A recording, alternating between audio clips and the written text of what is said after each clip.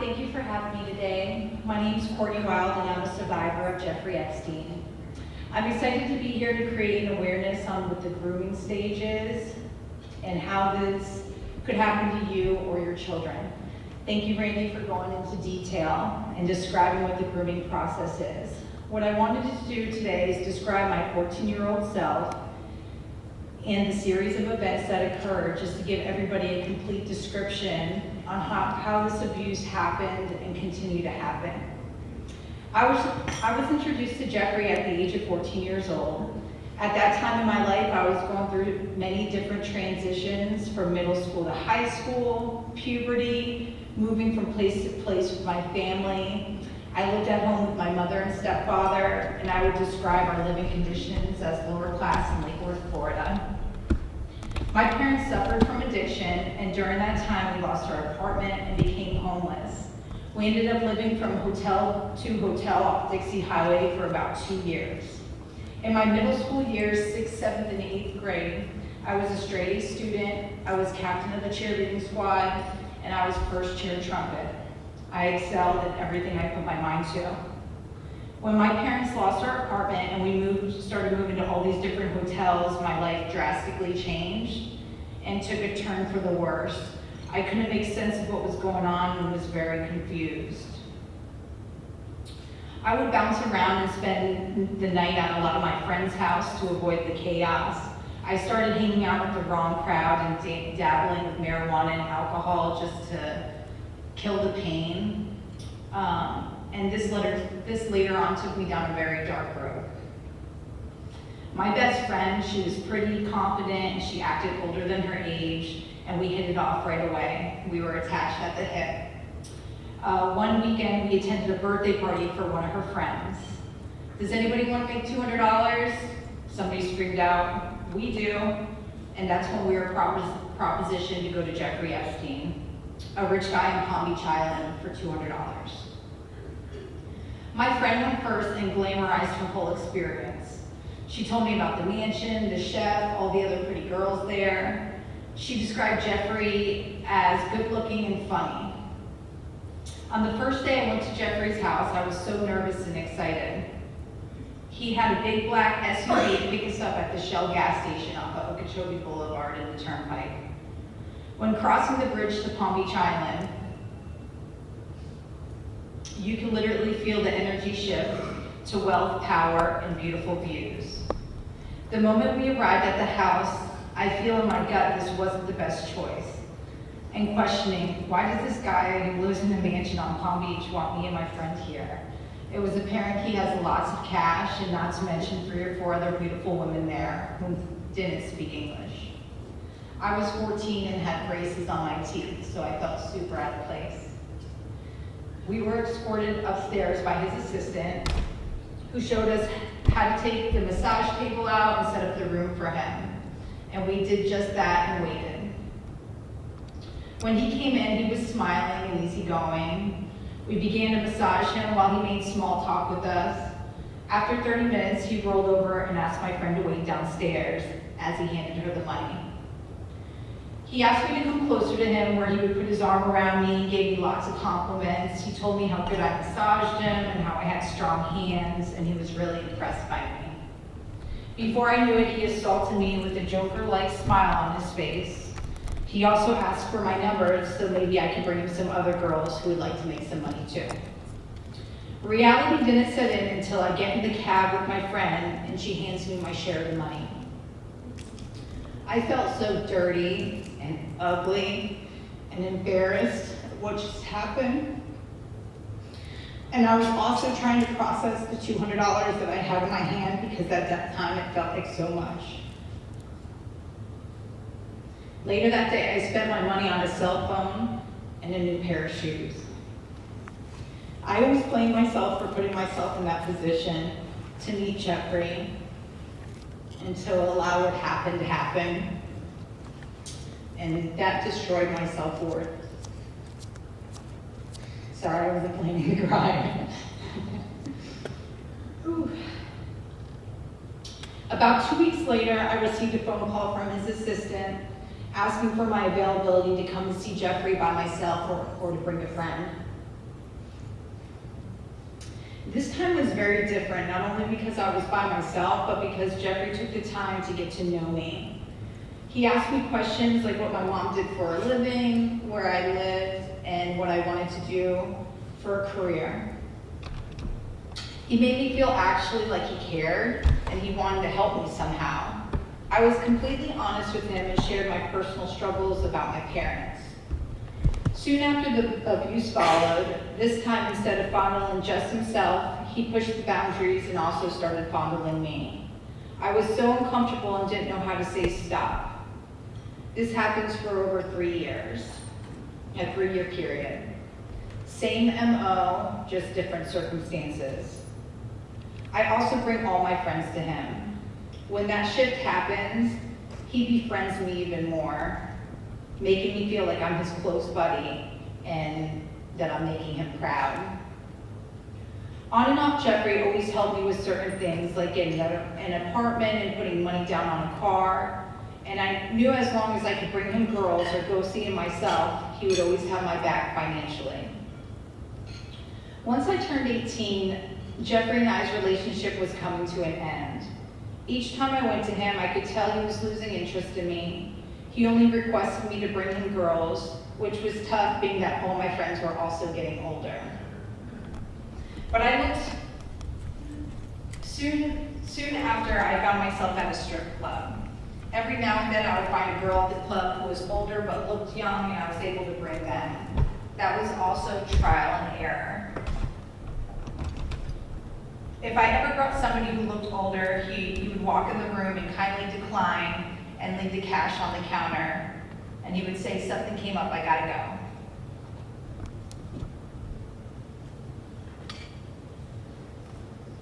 He would later call me very upset and say, "Courtney, you know what I like, don't do that again." When I worked in the club, it gave me a sense of empowerment. I shortly got roped into the whole fast life with sex, money, and drugs. On the other hand, I had an apartment and a car, and I was financially able to care for myself and family. And in my mind, it seemed like an even trade. When he was first arrested, I remember feeling bad for him and feeling like Jeffrey was a friend, that he helped me. It was so conflicting to talk to the FBI at first because I wanted to protect him in a sense. It never helped that the FBI agents were very aggressive and treated me as if I was the perpetrator. It was such a confusing time for me. I always carried a lot of guilt for bringing my friends, and I felt responsible for everything that happened. I would find myself saying, how could I have let this happen? I knew better.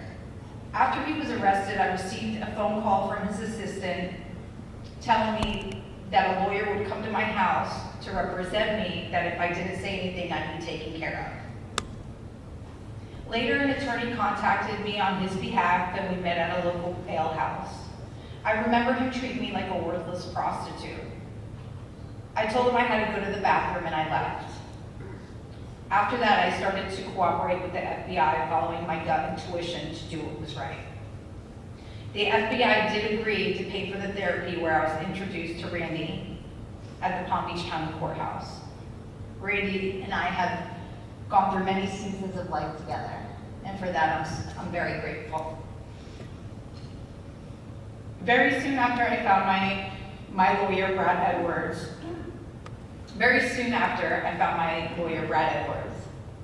When I told Brad my story, I remember he showed such a big sense of compassion.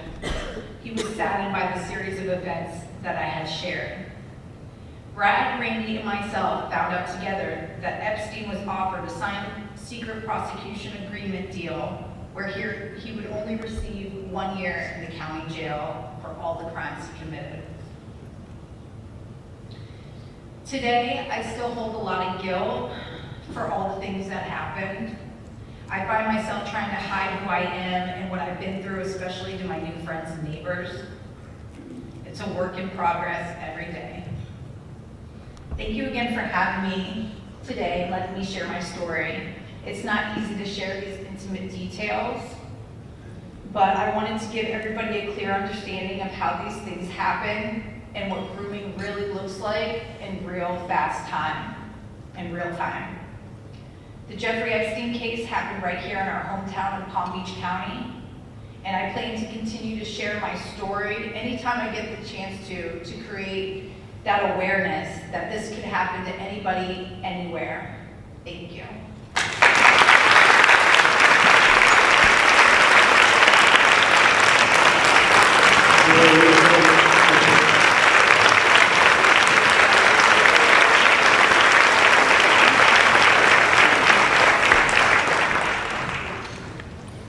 I would now like to introduce Haley Robson.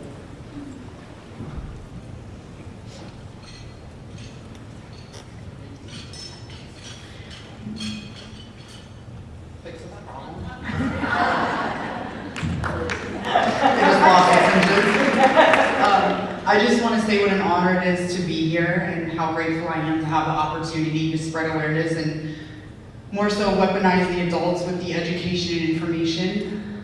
So for those of you who don't know, my name is Haley Robson. I have a little bit of a different story.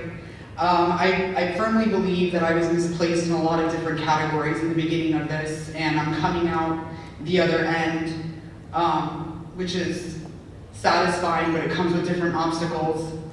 I want to begin by telling you I was born and raised in Miami most of my childhood. My dad was ironically a police officer who did homicide and robbery when it was Metro-Dade. He did some work with the FBI.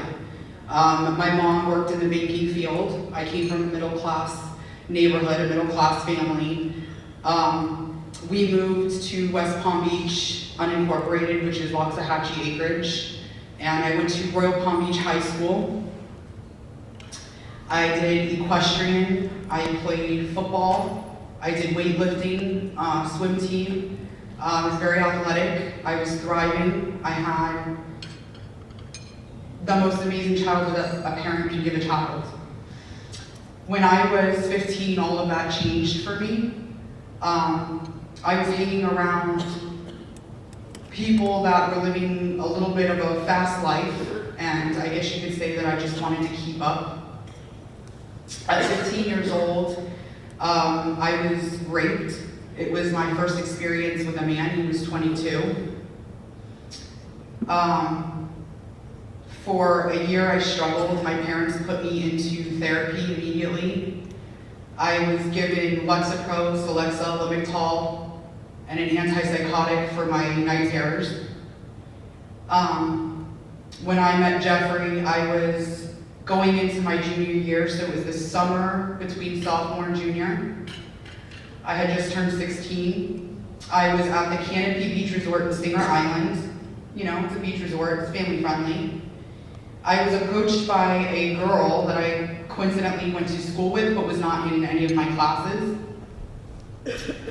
She had saw me and kind of approached as, hey, you know, how are you? By the way, are you interested in making money? I work for this really wealthy guy. He's, you know, in Palm Beach Island. He has a huge house.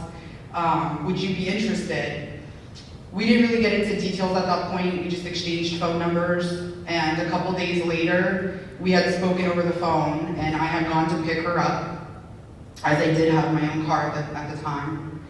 And on our way to pick up a third party, he was a 20-year-old male who accompanied her and I to Jeffrey Epstein's house on the island.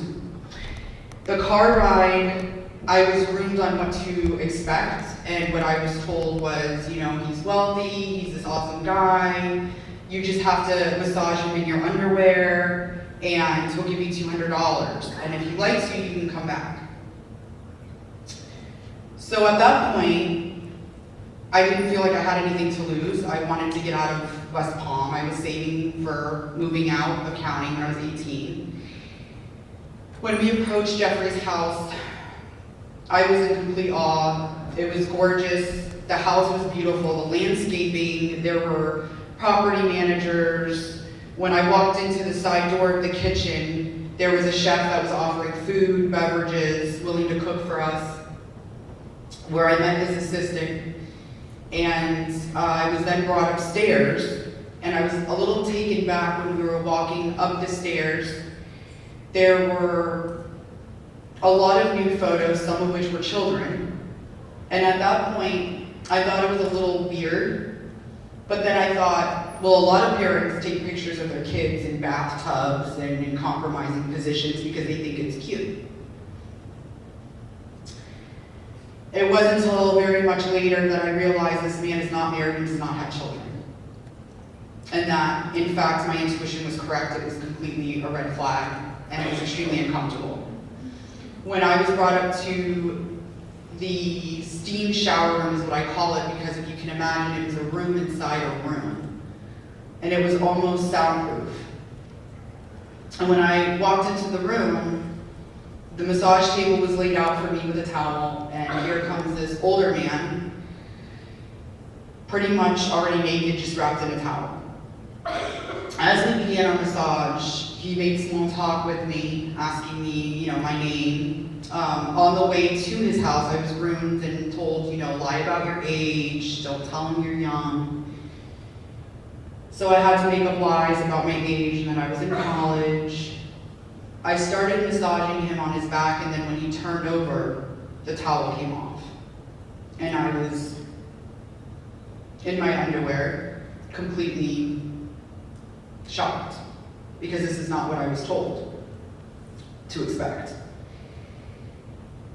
Already have gone through my first sexual experience where I was raped at 15. I didn't want to go through that again because I didn't have enough belief in myself that I would be able to go through that kind of trauma and deal with doctors and therapists. As my underwear came off, Epstein groped me in inappropriate places. As I was forced to fondle him and pinch his nipples, and when he brought out the massager, which was a vibrator, he went to insert it into my special place, or my vagina. When I had declined, I took a couple steps back away from him and said, no, I'm not comfortable with this, after he had already sexually abused me. At that point, I had to make a decision out of survival. Was I going to walk away from this in one piece, or was I going to have to be in the same position I was at 15?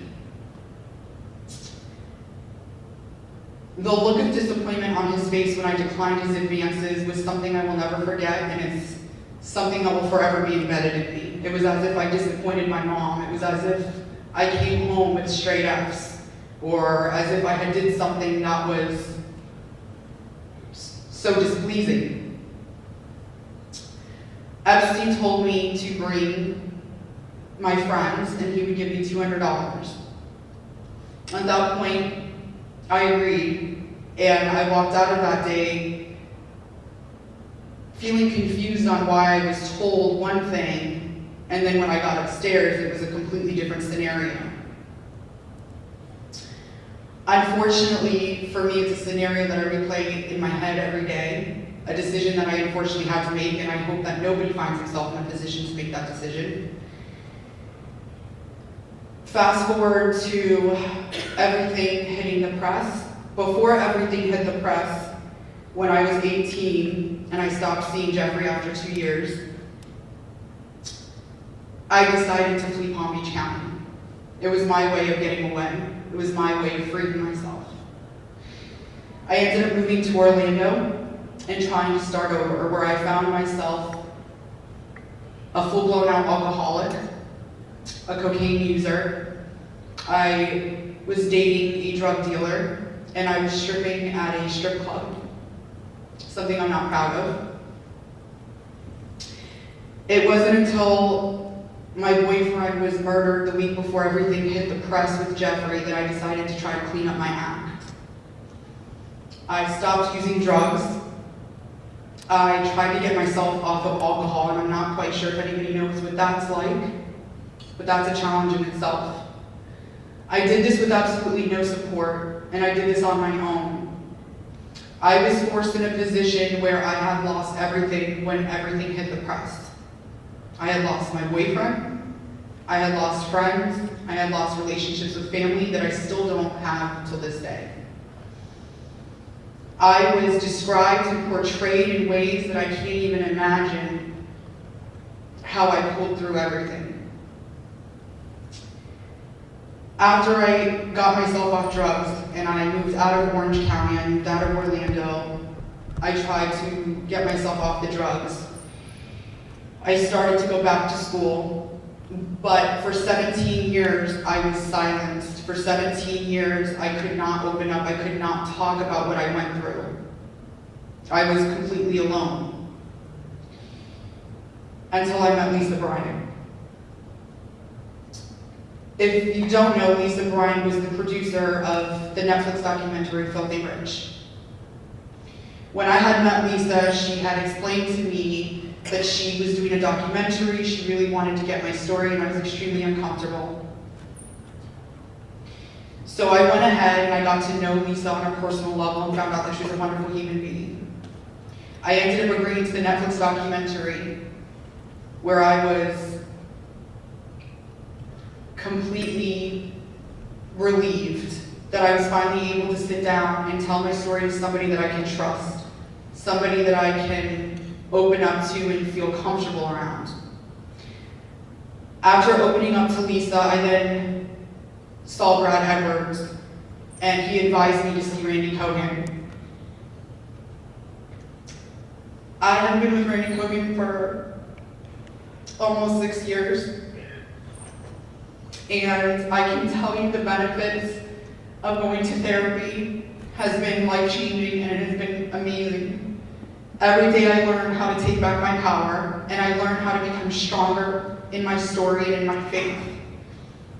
I am not upset what happened with Jeffrey. I am relieved, because if it were not for Jeffrey, we would not be here today speaking about trafficking. It would just be something would be sweeping under the rug.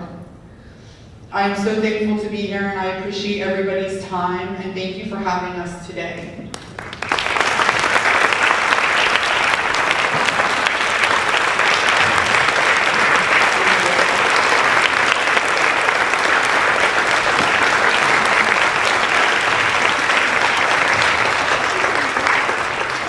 Thank you so much for listening to our stories today.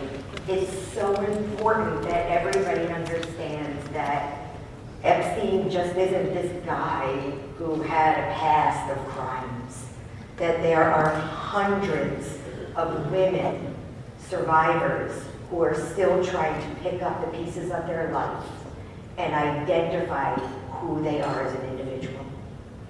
We will be having a panel discussion in the next breakout session. There will be 3 victims and myself at the table, and we welcome any questions that our audience has. And thank you so much for giving us your support today and listening to such an important topic.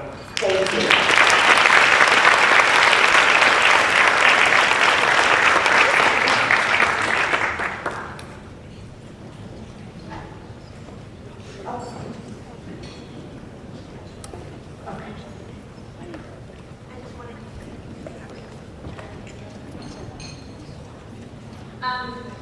I wanted to thank Randy Kogan for being here today and being our keynote speaker, and for all the work that you do.